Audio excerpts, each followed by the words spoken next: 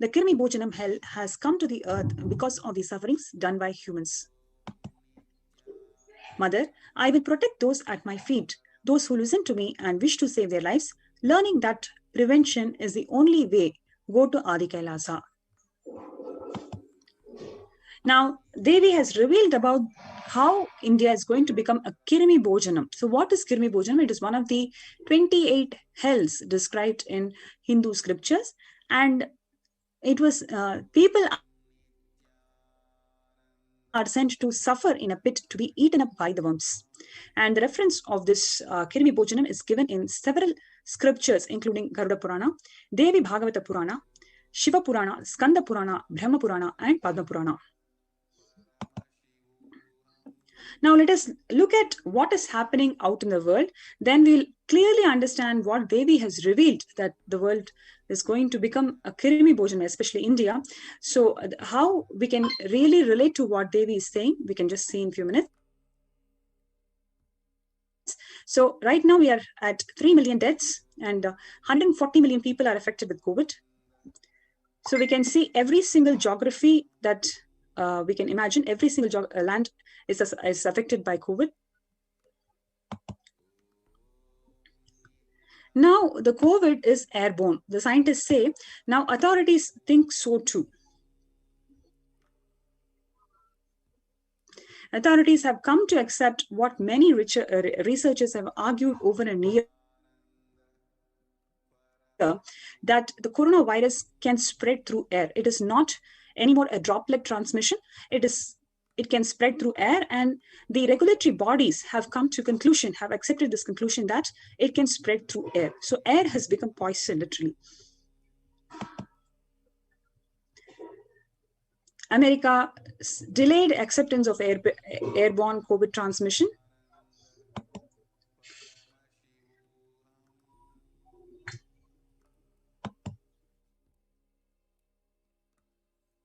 Now, let us see what is the current state of India, especially in Tamil Nadu. What is just in 36 minutes ago, if you see, the number of confirmed cases is about more than 10,000. This is just in 24 hours. You can see how many people are confirmed with COVID and how many are dead, and how many have recovered and how many are active COVID carriers. One should know that it is over 60 deaths in 30 minutes. So 2 deaths per minute, which is 2 deaths per minute, unprecedented and probably unimaginable. These are the numbers. As we speak, the statistics speak for themselves of the Kirmi Bhojanam having already landed in India.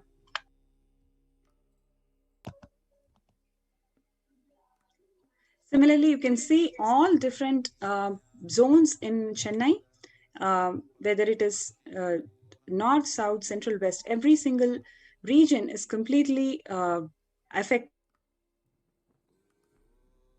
with the COVID cases, and it is increasing every day.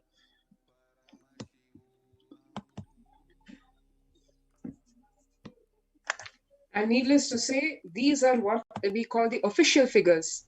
And as we have been speaking in the preceding days, the figures given by the officials, by the government, is scaled down to almost the extent of 10% of the real figures. This is not what we are saying, but the government officials themselves saying off the record, and various state officials also admitting that in states, for example, in Gujarat, when the government says it's 4,000 deaths, it's actually 40,000 or 4 lakh. We do not even know, because the number of death certificates issued by the government itself is almost 10 times more than the number of deaths reported, which speaks for itself.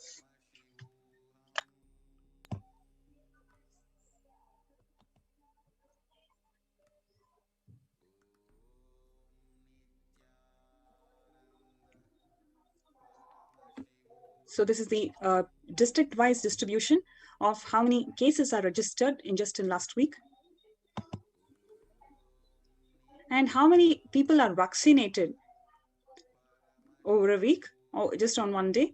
But people who are vaccinated, they are prone to secondary infections, and these secondary infections are reported to have more than 70% of mortality. And you can see the similar distribution in the case of Maharashtra also. And you can see a spike, exponential spike after April 1st, when the second wave started.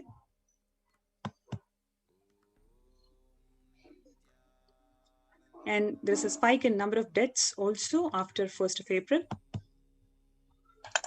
And one should note that not only has Devi Parashakti revealed in its gory detail the details about the third wave, which is going to strike India and South Asia in September and October, but the government officials, the health organizations themselves have been speaking of this third wave, which they have been saying is going to target infants. So we had the first wave, which was apparently targeted for the elderly citizens. The second wave, which took away youth, or practically like consuming rats in when the plague happened a couple of centuries ago. And now the deadliest, which is going to be targeting infants. So practically eliminating the planet Earth from its very seed itself. That is the very intention of these demonic forces, which have unleashed this pandemic across the whole world, and the third wave especially being targeted towards South Asia.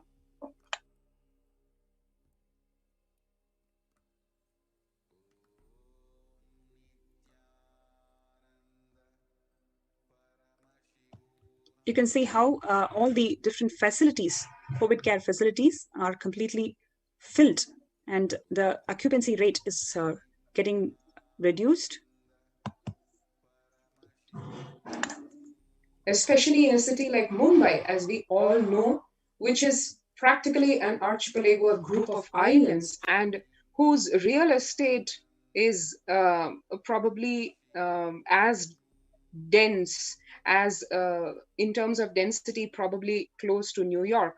The number of people per square foot of the land in Mumbai itself speaks volumes, that what the government has been saying, admitting, confessing after long many months, that home quarantine is not possible in India, is just very evident from the kind of occupancy that one sees in Mumbai, the kind of population density that is seen in Mumbai. It's very obvious, because you have people in all kinds of structures, be it sky rises or be it slums, Charles, as we all know, Dharavi being the largest slum dwelling in Asia. When you have that kind of living conditions, expecting people to be able to follow home quarantine is just outright foolishness. And that's what the government has finally admitted, that home quarantine is not possible in India.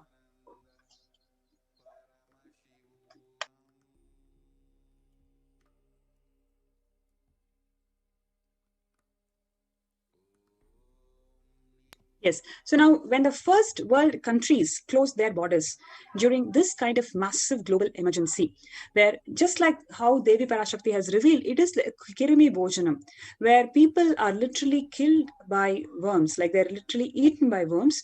Now, at this stage, when there is a massive global emergency, it is Kailasa, it is the Supreme Pontiff of Hinduism who has opened the doors of Kailasa to all without exception.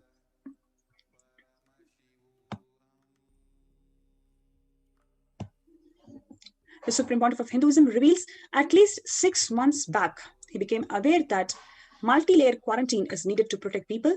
And if you are in India and you want to protect your immediate family or extended family, anyone who will listen to you, get them immediately to our campuses.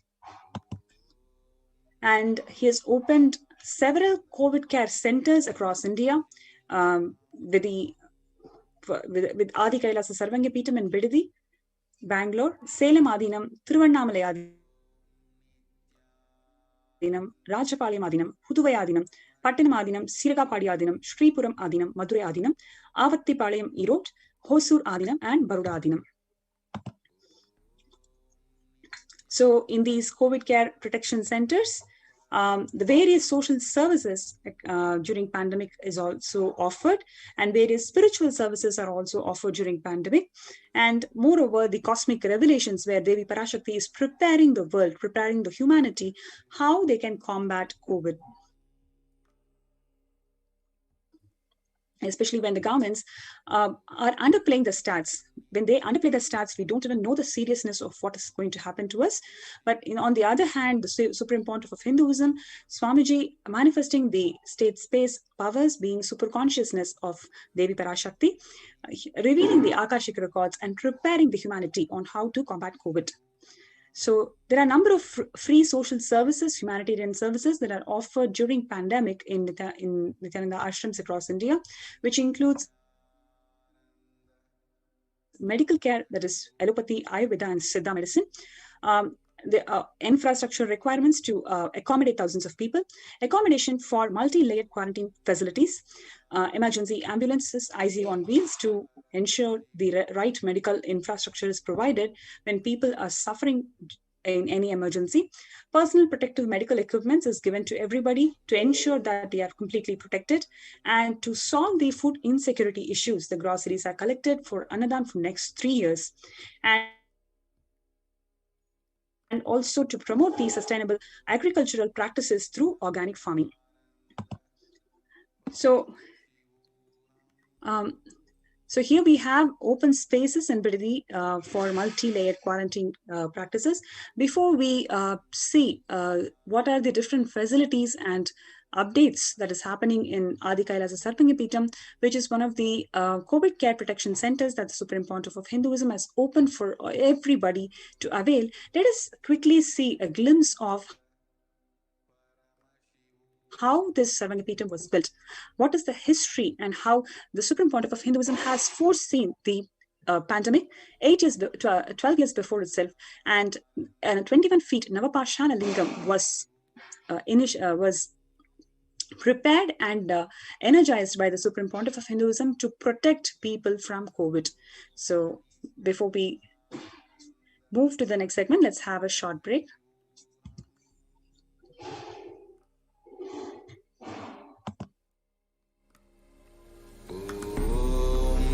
Nithyananda Paramashivoham.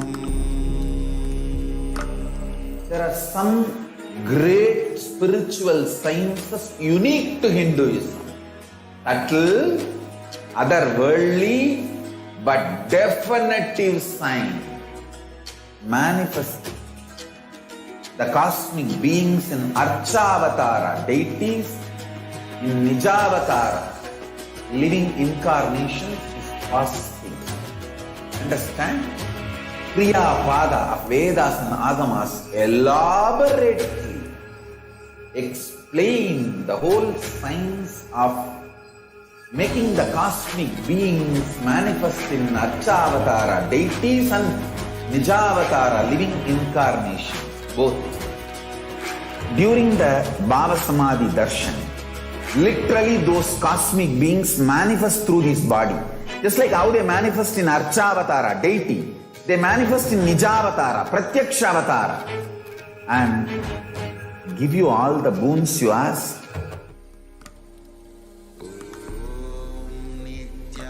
Nithyananda Paramashivoham.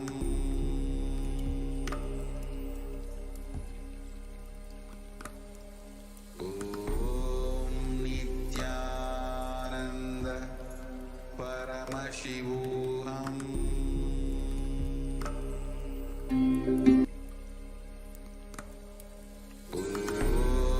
Nithyananda Paramashivoham.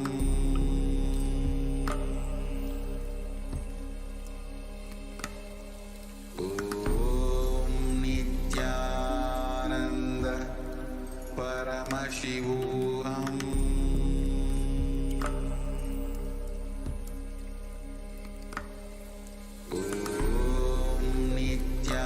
Nithyananda Paramashivoham.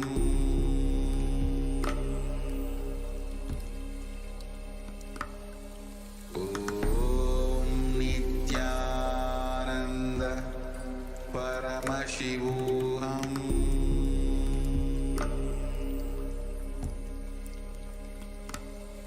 Om Nithyananda Paramashivoham.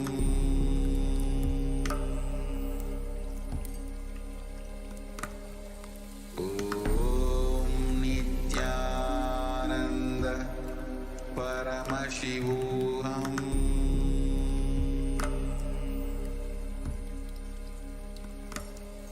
Om Nithyananda Paramashivoham.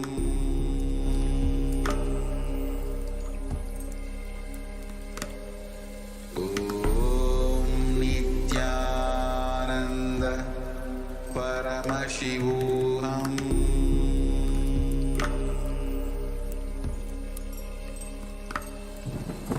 Om Nithyananda Paramashivoham.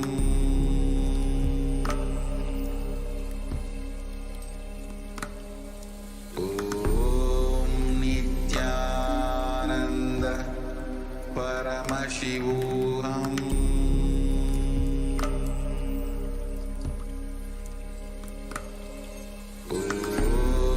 Nithyananda Paramashivoham.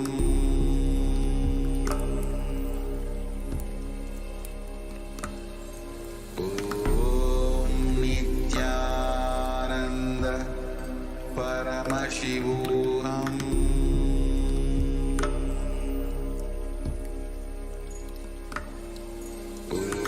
Om Nithyananda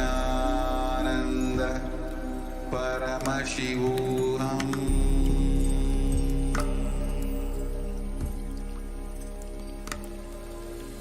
Om Nithyananda Paramashivoham.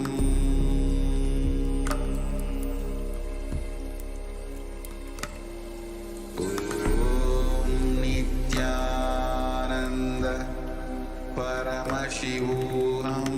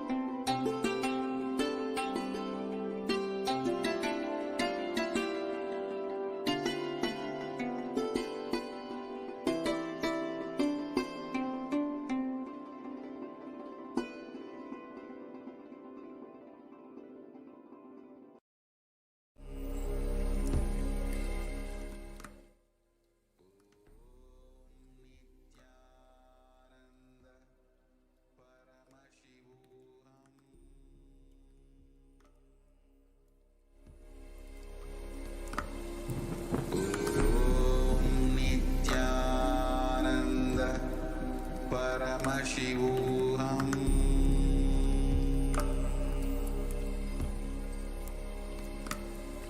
Om Nithyananda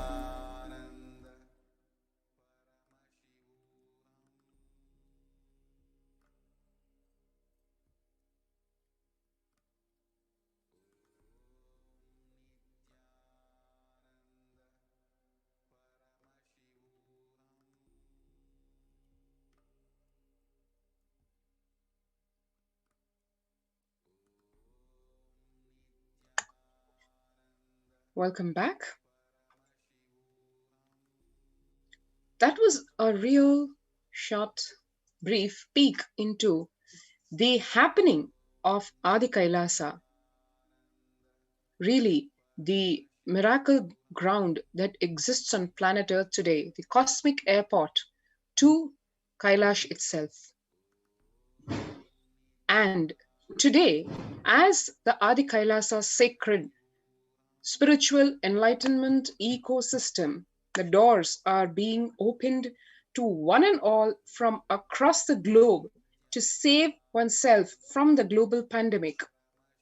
On the one hand, the doors being open, on the other, those very doors are being abused by the anti-Hindu militant forces who have had a long history of executing a massive persecution, genocide, ethnocide against the Supreme Pontiff of Hinduism, Jagadguru Mahasannidhanam, His Divine Holiness Bhagavan Nithyananda Paramashivam, his devotees, which not only include the Adishaivite minority tradition, but also the 2 billion Hindus at large, as he is the reigning emperor of 19 ancient spiritual kingdoms. So both the Supreme Pontiff of Hinduism as well as the Adi Kailasa ship are the targets of some really sinister, vicious attacks as we speak. To take a quick look at that, let's see what really this huge, massive persecution, genocide, and ethnocide have been over the past 2 decades almost. And why so? On 2nd March,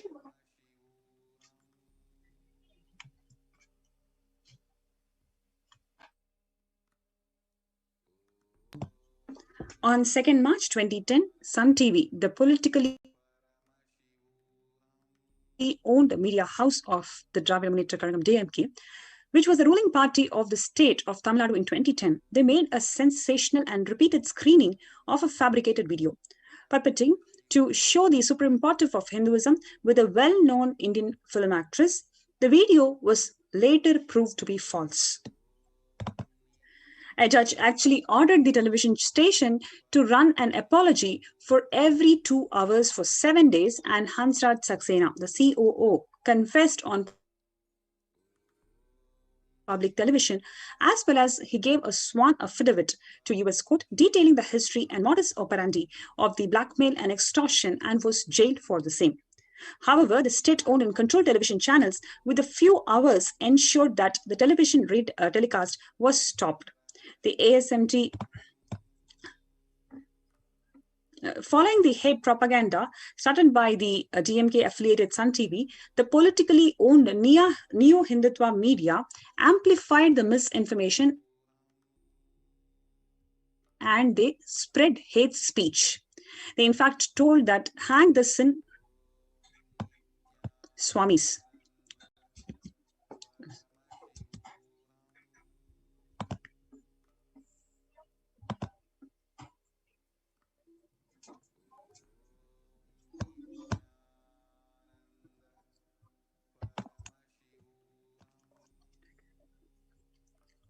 So the whole idea of this anti-Hindu and Neo-Hindutva groups is to marginalize the Supreme Pontiff of Hinduism because of the tremendous contributions that he has done in various fields. He has established the authenticity of Sanatana Hindu Dharma in every single sect of Hinduism, and therefore the anti-Hindu elements and the neo Hindutva groups did not want that, and they wanted to marginalize the Supreme Pontiff of Hinduism. Therefore, they came up with this strategy of releasing this fake morphed video, and they ran it for about 14,000 hours, and 25,000 articles of hate speech was published in print media, and several ecosystems, all the enlightenment ecosystems that he had built over years, over decade, all of those were destroyed within a week. So now, though the judge ordered the television channel to run the apology scroll for every 2 hours for 7 days, the damage, this did not do the remedy of the damage, because huge amount of hate speech was already propagated.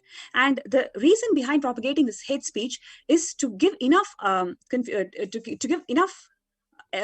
justification for the public to believe, for the public to hate, and therefore they can assassinate and exterminate the Supreme Pontiff of Hinduism.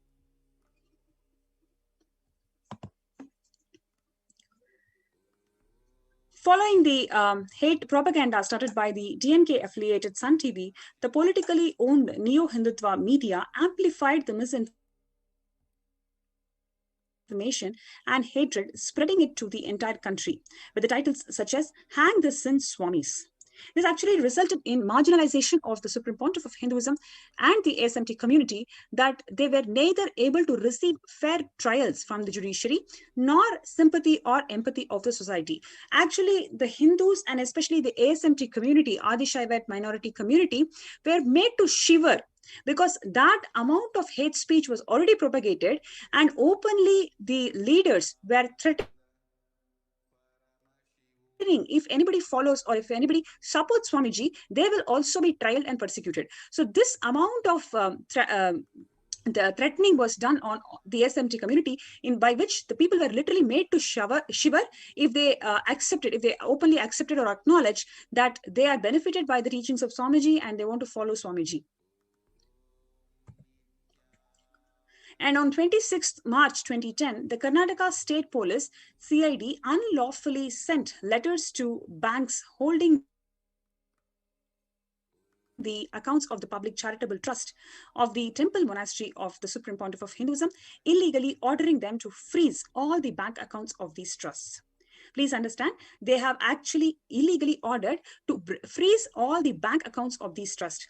This is actually, the trust is supported by the Hindus. The trust is formed and it is supported completely by Hindus, and they have supported this trust because they are immensely benefited by the humanitarian activities and spiritual activities that the Supreme Pontiff of Hinduism has delivered over the decade. So this trust, which is being supported by Hindus, because they know that they are going to get benefited by the activities conducted by the trust, that trust account was illegally frozen. Now, what is the aim of freezing these bank accounts? Then the basic source, main source of food and basic amenities for the residents, for the community, for the disciples of the Supreme Pontiff of Hinduism is nearly a huge struggle. So when you throttle the disciples, when you throttle the monks and the disciples of the Supreme Pontiff of Hinduism, then the aim of these anti-Hindu elements and Neo-Hindutva group is to single out the Supreme Pontiff of Hinduism from his community. They first started spreading this hate speech by this morphed, fabricated video, and the next step, as a next step, they singled him out from his community by choking, by throttling the community's basic food and amenities. The residents were actually pushed to crisis and were forced to survive by drinking rainwater, which was collected underground, and living by sorting good grains out of the rotten ones. This is a true story. Please understand, the Kailasa's food bank, till date, it has served more than 1 billion meals. Organic sattvic meals has been provided by the initiatives taken by the Supreme Pontiff of Hinduism. So for such a mission, which has been continuously feeding people who are hungry, the residents of the Supreme Pontiff of Hinduism, they were pushed to a crisis where they had to live by sorting good grains out of rotten ones. When they appealed to the court to seek relief, the judge made a mocking statement in the open court saying, "If there is no food, eat air." Several residents and full-time workers fled the monastery due to starvation. This you can clearly see the parallels of how the British invaders, when they artificially created this famine, Bengal famine, and that Bengal famine is just to shake the very will of the Hindus in Bengal. When the very will of the Hindus in Bengal is shaken, it is not just a starvation. The very identity, Hindu identity crisis was created by the British invaders by creating this Bengal famine. Very similar strategy was deployed by these anti-Hindu elements and neo-Hindutva groups by freezing the bank accounts and subjecting the residents to this starvation, where the open court, the remark is made that if there is no food, eat air. Several social welfare and spiritual services of the monastery had to be literally discontinued. As we recount this, it is really touching for as I'm a live witness to what was just shared over here, sorting the rotten grains from the good ones, because none less than the Sangha Janani, the biological mother of the Supreme Pontiff of Hinduism, was the one doing this, and there were few of us joining her in doing that. It brings literally tears to my eyes when I share this, because the whole scene where Amma was just sitting there, literally sorting the good grains from the rotten ones, because there was no money to buy even rice. And there she was, literally the worms crawling all over her. But she stood steadfast, because we all knew that the case was a false one, literally done to frame Bhagwan and to destroy the mission. And that was precisely what we said we will not allow, because what for he gave his whole life, sweat and blood, we will not allow that mission, that Kailasa, to collapse. It is not just a story, as we hear, it is one of the many, many tortures and persecution done to the Supreme Pontiff of Hinduism, his family, his children, his sannyasis, his Gurukul Balasans, his disciples, and Hindus at large.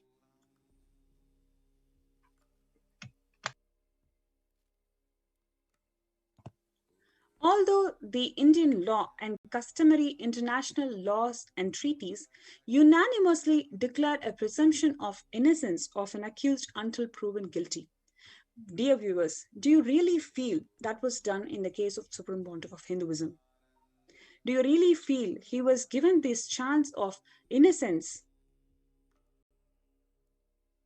of an accused until proven guilty? Absolutely no. The whole aim of this anti-Hindu elements and the state-owned media is to defame him, spread the hate speech, declare that he is already guilty without any basis of facts.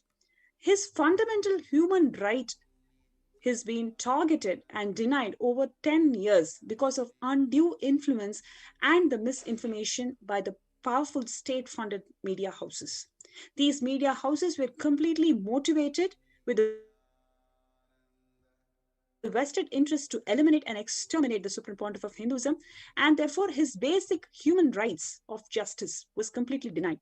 His side of the story was never heard for decades, because the state-owned medias were spreading hate speech after hate speech every single day, come up with lies after lies. It literally made the Hindus to shiver, to acknowledge the contributions of the Supreme Pontiff of Hinduism. They know that he has contributed immensely and they have been benefited, but these state-sponsored media literally made Hindus to shiver, to come in terms with that, to come and acknowledge, to come and support the whole cause. On 11th of June 2010, while the hearing of the bail of the Supreme Pontiff of Hinduism, the High Court of Karnataka described in its order, observed that undue media influence against the Supreme Pontiff of Hinduism, it is already mentioned in point 13. of page 12 in the order, you can clearly see a question mark is created amongst the public regarding the image of the sannyasi or the Swamiji.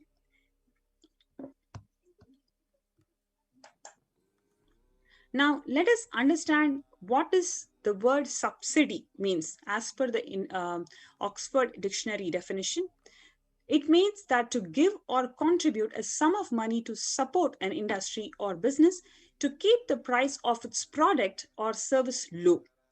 Now, if that is the case, then what did the High Court observe? The attacks and the allegation on the character of the Supreme Pontiff of Hinduism were actually funded by the media, not sustained by the facts or any complainer or witness who were actually part of the case. The media had no obligation to make any true claim. It was under no declaration of any oath in any court of law, and could any time retract from any of its claim and had no locus standi in the court on legal grounds. But it had a very prominent influence in negatively prejudicing the judiciary against the Supreme Pontiff of Hinduism and the Adi-Shaivite minority community.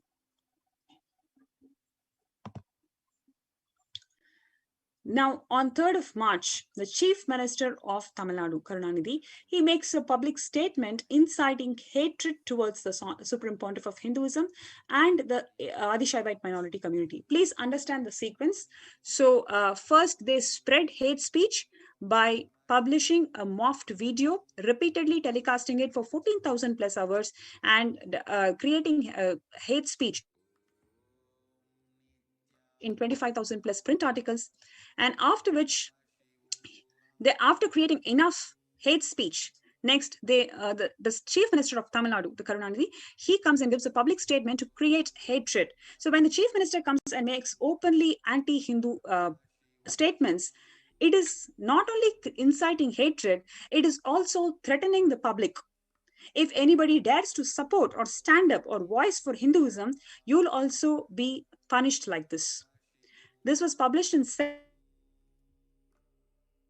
newspapers and citing by several media channels. Let's just take a quick glimpse at what the Chief Minister of Tamil Nadu had to say on 3rd of March 2010.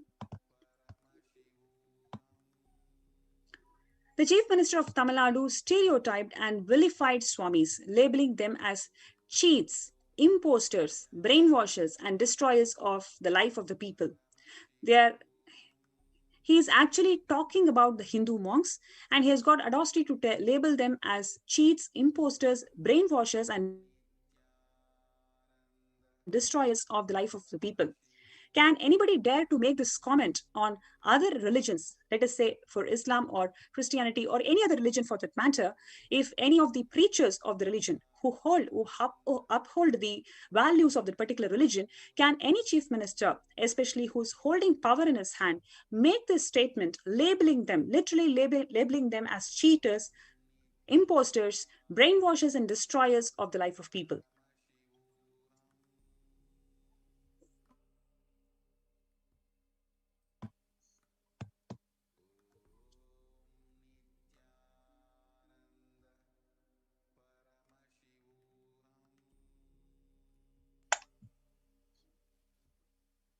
The massive hate speech spread by the state itself, by the head of the state, the chief minister, openly flouting constitutional norms, all legal principles, fundamental human rights, by vilifying Hindu monks, Swamis, in the largest democracy of the world, India, which is, as per the constitution, a secular country, meaning all religions have the right to coexist in peace and harmony.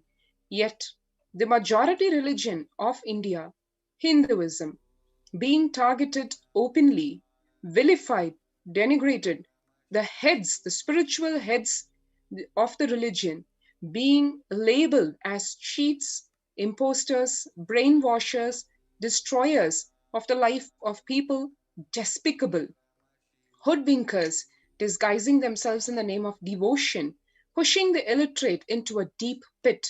These are some of the demeaning, defamatory, downright illegal, immoral, unethical words being used by none less than the head of the state and published shamelessly in the print media. That is the state-sponsored terrorism against Hindu gurus and Hindu disciples. This was way back 2010, 11 years back.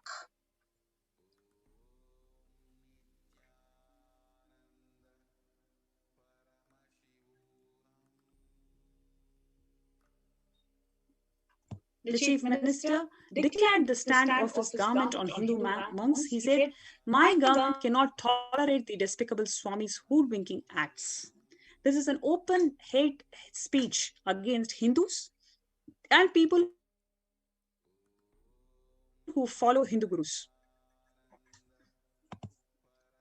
He even described the practicing Hindus who followed Swamis as people who are deeply buried in ignorance and cannot still understand these, or even if understood, do not want to change. Those fickle-minded people who have fallen prey to these Swamis and destroying the society. So he is openly accusing Hindus. See, Guru Parampara can never be separated from Hinduism. It is always there from the beginning till then, and it will always be there.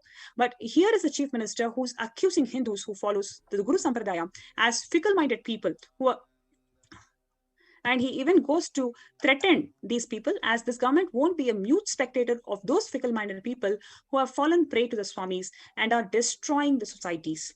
How can Hindus destroy the society? Hinduism has immensely contributed to the world in every field that the humanity needs. Everywhere Hinduism has contributed. How can a chief minister come openly and make this anti-Hindu statements saying that they've fallen prey to Swamis and they are destroying the society, and he wouldn't be a mute spectator? What does the statement mean by he wouldn't be a mute spectator?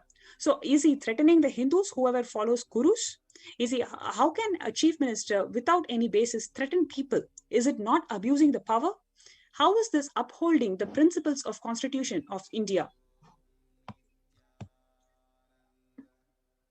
And he goes further saying that those who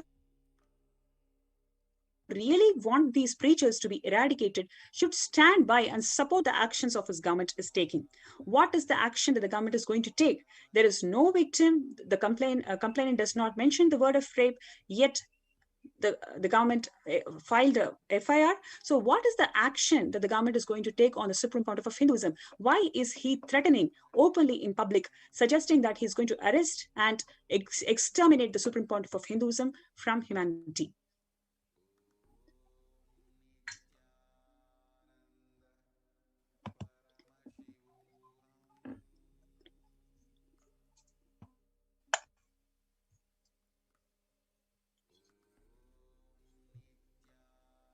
And there you have. Yet again, the onslaught continues. You had the chief minister making these derogatory statements on 12th April 2010. Further, the parent organization of the chief minister, which is the Dravida Kazhagam, hosted an open press meeting where the leader of this anti-Hindu gang, terrorist militants, one Mr. K. Veeramani, said, central and state governments should clearly take criminal actions against them. The crores of property they have earned through crooked means should be confiscated. This is a statement made way back on 12th April of 2010. And that is really the evidence of what would be done by the governments in the months and the years to come. Today, as we look back, the reigning emperor of 19 ancient spiritual kingdoms, the Supreme Pontiff of Hinduism, if one sees the massive destruction caused from its very roots to all these ancient spiritual kingdoms and enlightenment ecosystems, if one just quantifies, it comes to a whopping $27 million US, not considering the historical value associated with them, which obviously is priceless. So it is a massive destruction meant on all levels, right from the extermination of the Supreme Pontiff of Hinduism through various assassination attempts, including in illegal custody, as right up to destruction of the enlightenment ecosystems themselves.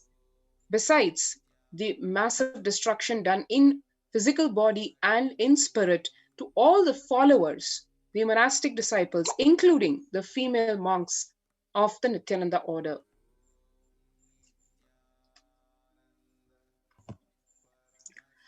Following the statement of the Chief Minister, the very next day, on 4th of March 2010, the State Police of Tamil Nadu filed fabricated accusations on the Supreme Pontiff of Hinduism, charging him under the section IPC 376. Without mentioning anybody as the victim of rape, the Supreme Pontiff of Hinduism continued to hound by the police of 3 states, the Neo-Hindutva media and the state intelligence for months. Please understand, he was hounded by police of 3 states, the Neo-Hindutva media and the state intelligence for months. Within days, more than 50 ASMT temples and monasteries in different cities were attacked simultaneously and rapidly. Some were even set on fire and shut down by the atheist militants aiding the state police.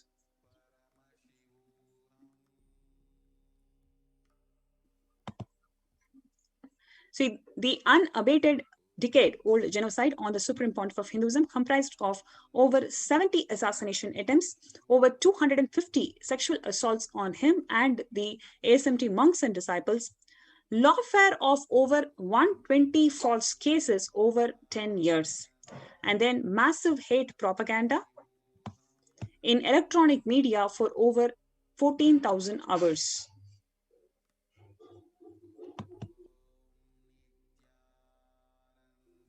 And then the print media of over 25,000 articles in 5 years, the destruction of heritage properties worth over 27 million USD, and then the continuing ethnocide and genocide of over 80 million Hindus worldwide since 7 centuries.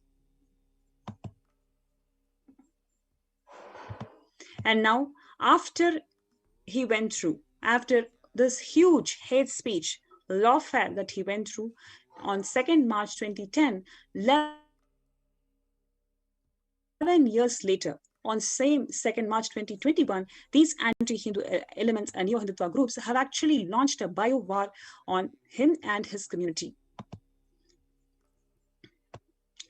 We'll watch this segment before we'll have a short break before we get into the details of how these anti-Hindu elements launched a bio-war, seeds of terrorism on the Adi Kailasa ship, which is the last lamp for Hinduism.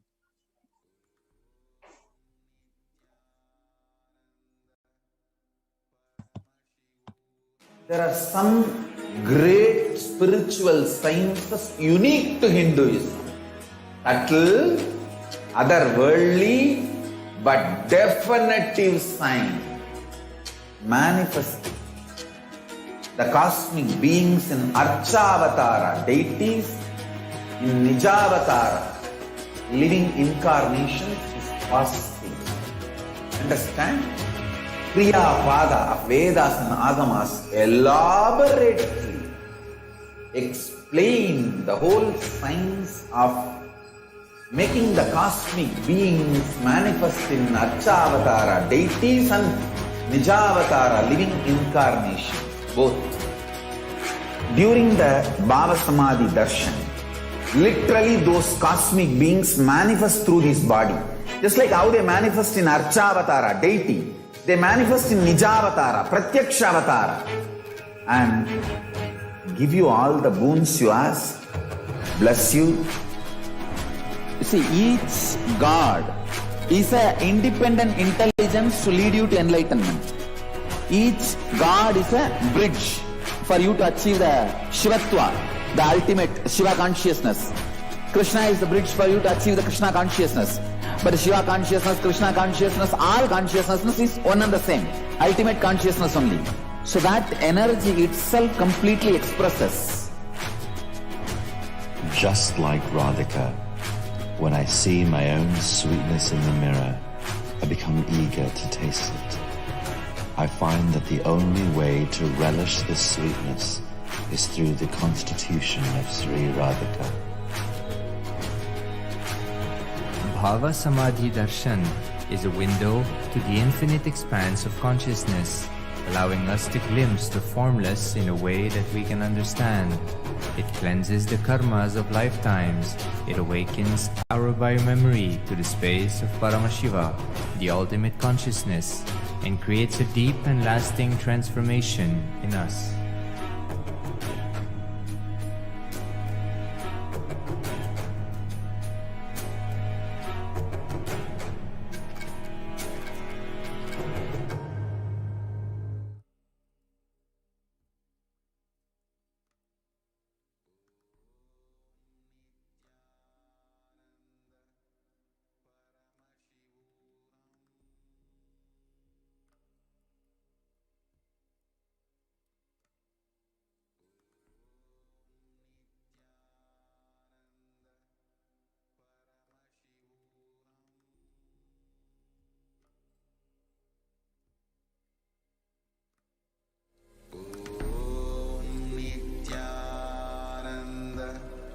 Paramashivoham.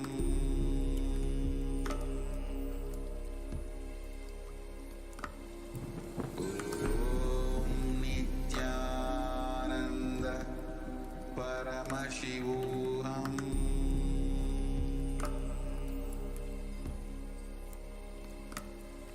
Om Nithyananda Paramashivoham.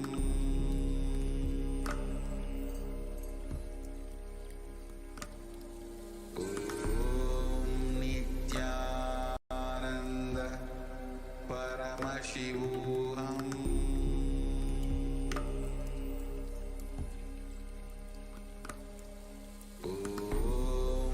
Nithyananda Paramashivoham.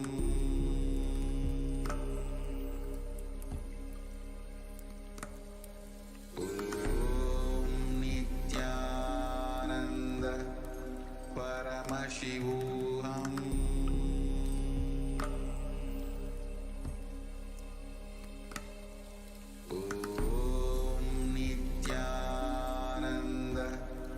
Paramashivoham.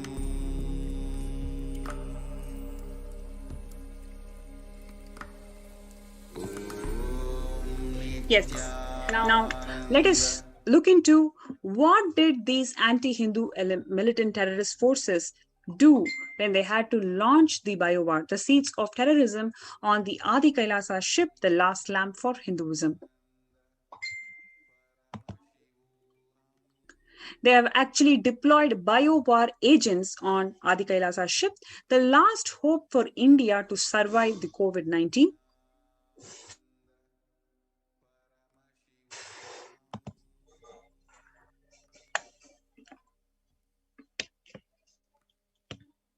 Just to give a little recap, actually, one of the many attempts on the life of the Supreme Pontiff of Hinduism was way back in 2012. Yes, that's right, 9 years back, when the Supreme Pontiff of Hinduism was attempted to be exterminated by nothing less than the most lethal bioweapon, anthrax. Yes, you heard it right. Anthrax letter bomb was what was attempted on his life. Literally, one of the anti-Hindu terrorist militant elements in the form of a media mafia person, one of the chief reporters of one of the television channels, state-run television channels, one of the local Kannada channels, Suvarna TV. They sent their chief reporter with an anonymous package, a pretty huge one at that. One can see over here the picture of the same. He came right up to the Supreme Pontiff of Hinduism as he was addressing a press conference to clear with complete legal evidence as to why the charges on him were absolutely baseless, false, and ridiculous, because the false case that was framed against the Supreme Pontiff of Hinduism alleged that he had apparently abused a so-called woman whose name was not mentioned. There was no victim name, no complaint. There was nothing to support the so-called case against the Supreme Pontiff of Hinduism, yet the case was kept alive by the vested interests, the anti-Hindu terrorist militants who wanted to ensure that the Supreme Pontiff of Hinduism is not exonerated from these false charges, so that they could keep on illegally arresting him repeatedly till they were successful in attempting to, successful in exterminating him, either directly in the name of so-called mob lynching or by exterminating him through an extrajudicial assassination that would be conducted on him in the illegal police custody. So one of these attempts included this shocking attempt to assassinate him with an anthrax letter bomb. What you see that man holding over there is an anonymous package. And when that package was actually received by one of the secretaries of the Supreme Pontiff of Hinduism in an attempt obviously to save the life of Bhagwan himself, the secretary took over the package, and when he took the package and opened it to see what the contents were, the bomb, that anthrax letter bomb, did its lethal impact.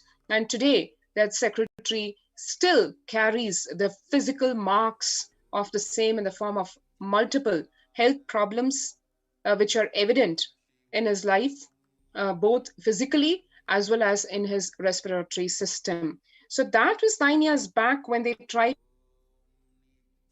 to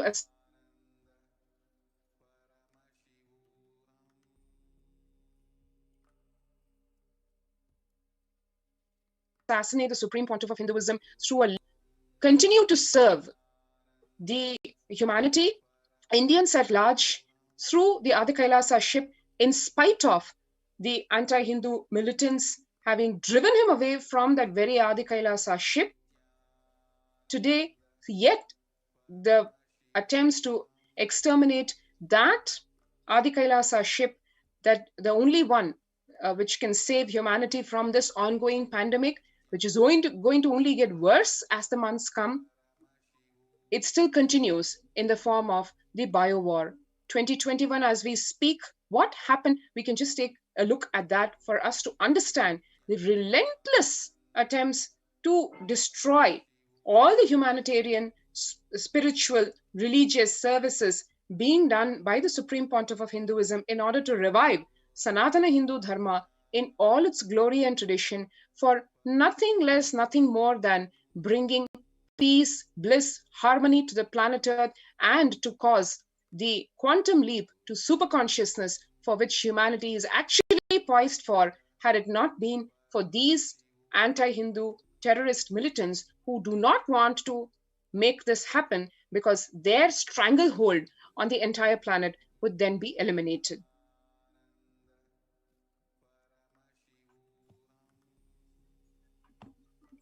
Now, what are these seeds of terrors, a biowar weapon that was launched on the AK ship? So these seeds of terror, a bioweapon, it is actually a recent international phenomena where anonymous seed packages are being sent to various people all around the world, especially in USA, UK, and 3 other countries. And on 31st July 2020, the Animal and Plant Health Inspection Service, APHIS, of US Department of Agriculture, in a statement had said that the main concern is that these seeds can introduce damaging pests or diseases that could literally harm the agriculture.